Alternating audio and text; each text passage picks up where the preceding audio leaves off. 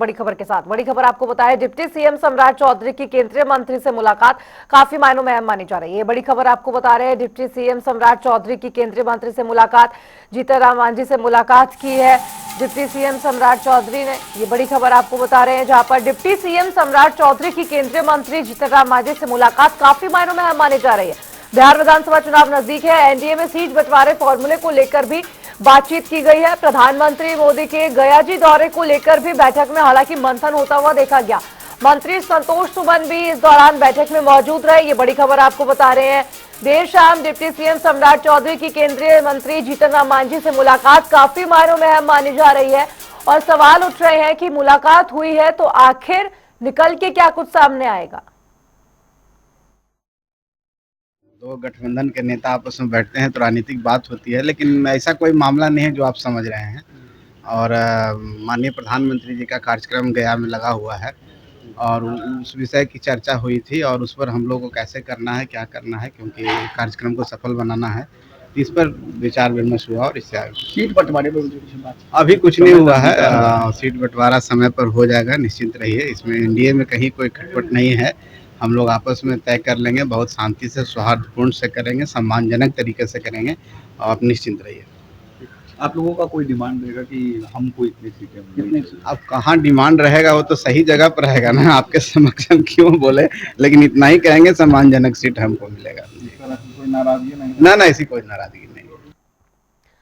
आपको बताएं कि डिप्टी सीएम सम्राट चौधरी की मुलाकात केंद्रीय मंत्री जीतन राम मांझी से काफी मायनों में अहम मानी जा रही है और ऐसा भी लग रहा है कि हो सकता है कि एनडीए सीट शेयरिंग को लेकर कोई ना कोई निर्णय जरूर लिया गया होगा, क्योंकि जीतन राम मांझी का तो साफ तौर पर यह कहना है कि एनडीए में किसी भी तरह का टकराव नहीं है। बिहार एनडीए पूरी तरह से एकजुट है।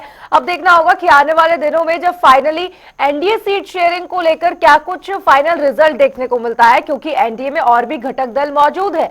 उप मुख्यमंत्री सम्राट चौधरी की मुलाकात तो हुई है केंद्रीय मंत्री जीतन राम मांझी से, लेकिन इसके अलावा जीतन राम मांझी ने राज्यपाल से भी मुलाकात की है, तो इसके काफी मायने लगाए जा रहे हैं।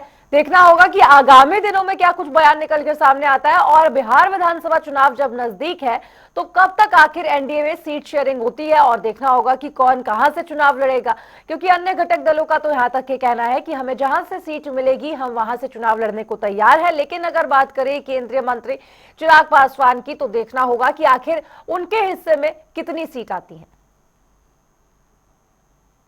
बिहार विधानसभा चुनाव नजदीक है, ऐसे में अटकलें तेज हो गई हैं कि जब उप मुख्यमंत्री और साथ ही केंद्रीय मंत्री जीतन राम मांझी की एनडीए की सीट बंटवारे पर बड़ा भी बयान दिया था। उन्होंने स्पष्ट कहा है कि एनडीए में सीटों का बंटवारा लगभग तय हो चुका है। कहीं ना कहीं फाइनल रिजल्ट या फिर यूं कहिए कि फाइनल सूची अभी आनी शेष है। देखना होगा कि आखिर क्या कुछ इसका गठजोड़ निकलता है। जब जितनी सीटें मिलेंगी उसी के सामने आएगा। जीतन राम मांझी ने भी पटना में उप मुख्यमंत्री और जब सम्राट चौधरी से मुलाकात के बाद ये टिप्पणी की है कि कोई भी टकराव नहीं है बिहार एनडीए में और बिहार को एनडीए की ही जरूरत है। देखना होगा कि क्या कुछ निकल के सामने आएगा इस खास मुलाकात। इतना ही नहीं, आपको बताएं किस पार्टी को कितनी सीटें मिलेंगी, ये सब कमोवेश तय है। ये बोलते हुए भी नजर आए केंद्रीय मंत्री जीतन राम मांझी।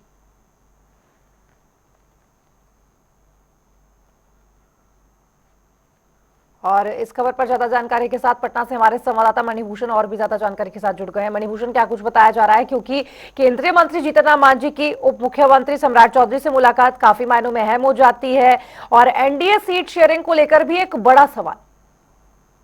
निश्चित तौर पे एनडीए में सीट शेयरिंग जो है काफी बड़ा मत्थापच्ची वाला है। एक इससे अंदाजा यही लगाया जा सकता है कि बिहार में बहुत बड़ा धार्मिक संगठन का कार्यक्रम एनडीए की तरफ से हुआ था और उसमें जो केंद्रीय मंत्री थे जीतन राम मांझी वो नहीं पहुंचे थे, तो साफ उनकी नाराजगी जो वो दिख रही है कि हमें इस गठबंधन में कम आंका जा रहा है और हमें अपने काबिलियत के अनुसार और हमारी कैपेसिटी के अनुसार जो है हमें सीटें नहीं दी जा रही है। और जो सम्राट चौधरी जो है वो उनसे बातचीत करने कार्यक्रम के बाद जो है कल पहुंचे थे, तो उन लोग की तरफ से साफ कहा गया कि हम लोग की ये औपचारिक मुलाकात है और जो गया जी में कार्यक्रम होना है 22 तारीख को प्रधानमंत्री का, उसी सिलसिले में हम लोग जो है वो बात करने आए हैं। लेकिन वो जीतन राम मांझी का जो है दर्द काफी मौकों पर जो है वो झलका है, और उन्होंने कहा कि हमें 40 सीट जो है वो चाहिए, हम 40 सीटों पर चुनाव लड़ना चाहते हैं, हमारी तैयारी भी हो रही है। तो एक जी। तरफ से उनके तरफ से जो दावे पेश किए जा रहे हैं उसको एनडीए कैसे उन्हें अपने जो सीटिंग फार्मूला है, सीटों का फार्मूला है, उसमें कैसे उनको फिट करेगा। वहीं दूसरी तरफ आपने देखा होगा कि चिराग पासवान और जीतन राम मांझी की पार्टी में जो है कई मुद्दों को लेकर जो है आपसी तनातनी जो है वो दिखी है, एक जी। दूसरे पर जो है आरोप लगाने से भी दोनों दल जो है वो पीछे नहीं हटे हैं। अभी जो रफ स्केच जो एनडीए में सीटों का फार्मूला जो आ रहा है उसमें 200 सीट जो है वो माना जा रहा है कि जेडीयू और बीजेपी 100 सीटों पे चुनाव लड़ेंगी, और शेष 43 सीटों पर जो है 3 दलों को उसमें समाहित करना है, जिसमें चिराग पासवान पहले से जो है वो ज्यादा सीटों का डिमांड कर रहे हैं और लगातार वो सभाएं करके अपनी दावेदारी जो है वो पेश करने में लगे हैं। वहीं जी। उपेंद्र कुशवाहा भी जो है वो अपनी लगातार रैलियां और कहा जाए कि संगठन को मजबूत करने के लिए कार्यक्रम कर रहे हैं, वो भी दावे पेश कर रहे हैं कि हमें भी 10 से 12 सीट हमें चाहिए। लेकिन इन सबों के बीच में जो है जीतनराम मांझी ने जो खुलकर ये बात कह दी कि हम 40 सीटों पर चुनाव लड़ना चाहते हैं, तो इसको लेकर जो है एनडीए अब ज्यादा चहल पहल एनडीए में दिख रही है और मान बनौवल का जो है वो काम देखने को मिल रहा है। तो कहा जाए तो एनडीए में जो सीट शेयरिंग का फॉर्मूला है वो अब धीरे धीरे आकार लेने लगा है, लेकिन किनको कितनी सीटें मिलेंगी वो अभी देखना होगा। लेकिन अगर लोकसभा में दावेदारी और सीटों पर जो चुनाव लड़े थे उसके हिसाब से अगर देखा जाए तो तीसरे नंबर पे जो है चिराग पासवान, तो उनको सबसे ज्यादा सीटें मिलनी चाहिए क्योंकि वो 5 लोकसभा सीट जो है वो जीत कर आए हैं।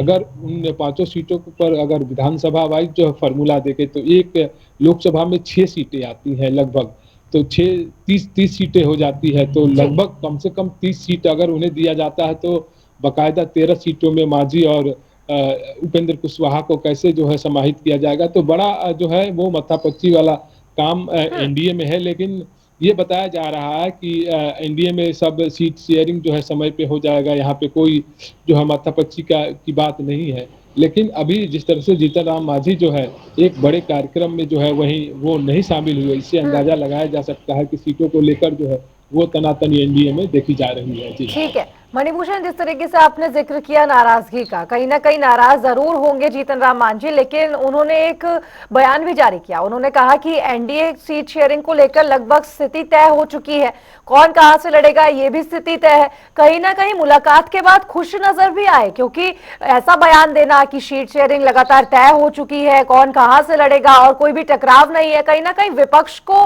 मुद्दाहीन कर रहे हैं या फिर सच में कोई टकराव नहीं है बिहार एनडीए में? देखिए, टकराव तो बिहार एनडीए में है, लेकिन वो मीडिया के सामने आकर अगर इस बात को कबूलेंगे और ये बताएंगे कि हाँ हमें उचित सम्मान नहीं मिल रहा है, तो बड़ा राजनीतिक बखेरा खड़ा हो सकता है एनडीए के अंदर। तो कोई गठबंधन ये नहीं चाहता है कि कोई हमारा जो साथी है वो नाराज हो। तो इसी संदर्भ में है जो इस जीतन राम मांझी की बात देखनी चाहिए कि ऊपर से तो वो लोग ठीक दिखते हैं, लेकिन अंदर से जो उनको सभी को चाहत है कि सबसे ज्यादा सीटों पर हमारी उम्मीदवारी हो और हम चुनाव लड़े, ये सबकी इच्छा होती है। तो देखना होगा कि आने वाले समय में जीतन राम मांझी को कैसे कंपनसेट किया जाता है, क्या उन्हें राज्यसभा और बिहार में जो है विधान परिषद की सीटों पर जो है कुछ ऑफर दिया जाएगा और उससे उनको कंपनसेट किया जाएगा। तो ये आने वाले समय में जो है ये सब चीजें बाहर आ जाएंगी, लेकिन फिलहाल अभी जो दृश्य जो दिख रहा है, जीतन राम मांझी तो नाराज चल रहे हैं, लेकिन चिराग पासवान और जीतन राम मांझी के बीच में जो टकराहट, राजनीतिक टकराहट और सीटों को लेकर दावेदारी की जो टकराहट है वो हमेशा देखने को मिल रही है आजकल। जी मणिभूषण, मैं ज्यादा जानकारी के लिए आपके पास आऊंगी और पूछूंगी आपसे कि क्या प्रधानमंत्री दौरे को लेकर क्या कुछ अपडेट है, वो कितनी परियोजनाओं का शिलान्यास करने वाले हैं, क्योंकि इस बैठक में उसको लेकर भी चर्चा हुई है। देखिए, जो लगातार सम्राट चौधरी ने कहा है कि 22 तारीख को उनका जो कार्यक्रम है वहां पे एक बड़ा इंडस्ट्रियल कॉरिडोर जो है वो खड़ा होना है। इसके साथ कई अन्य जिलों में जो है इंडस्ट्रियल कॉरिडोर की जो है आधारशिला रखी जाएगी और प्रधानमंत्री की तरफ से और कई सौगात दिए जाएंगे। उसका जो है लिस्ट बाकायदा तैयार किया जा रहा है। आज जो है 10 तारीख है, अभी शेष 10 से 11 दिन है। तो इन 11 दिनों में और कौन कौन से कार्य और प्रधानमंत्री के द्वारा किए जाएंगे उसका सभी जो लेखा जोखा वो आ जाएगा। लेकिन गया में एक बड़ा कार्यक्रम है और इंडस्ट्रियल कॉरिडोर का जो है वो आधारशिला वहां पे रखी जाएगी। तो गया के लिए जो है बड़ी खुशखबरी, और उसके साथ अन्य जिलों को भी क्या कुछ प्रधानमंत्री देते हैं ये देखना होगा अभी। चलिए ठीक है मणिभूषण, बहुत बहुत शुक्रिया आपका इस तमाम जानकारी पर अपडेट साझा करने के लिए। तो ये बड़ी खबर आपको बता रहे थे, जहां पर मंत्री संतोष सुमन भी बैठक में मौजूद रहे हैं जब केंद्रीय मंत्री जीतन राम मांझी से मुलाकात की है डिप्टी सीएम ने।